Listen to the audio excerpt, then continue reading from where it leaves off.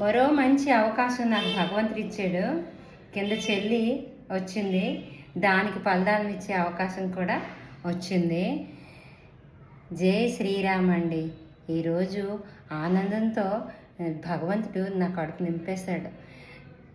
తను కూడా నా దగ్గరే ఉండి పలహారం చేసింది. ఓకేనా? ఇంతటితో ఒకరికి ఇచ్చిన దాంట్లో ఉన్న ఆనందం తీసుకున్న దాంట్లో ఎక్కడ కూడా లేదండి. మనిషి ఎప్పుడు గ్రహిస్తాడో.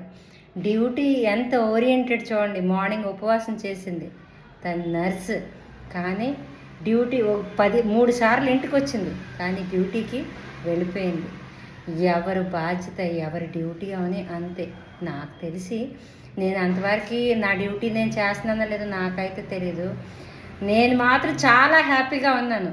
సొసైటీలో నలుగురికి హెల్ప్ చేసే ఒక పని చేసే అమ్మాయిని నేను నా ఇంట్లో ఇవ్వగలిచాను, స్థానం ఇవ్వగలిచాను. అది కూడా దానికి న్యాయం చేస్తుందని నాకు పూర్తిగా నమ్మకం ఉంది. భగవంతుడు మనతో ఎప్పుడూ ఉంటాడండి. జై శ్రీరామ్. జై శ్రీరామ్.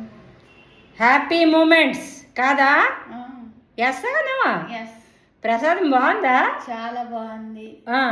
నచ్చిందా? కష్టపడి తిందావు. చాలా చాలా నచ్చింది. ఓకే, బాయ్ కన్నా.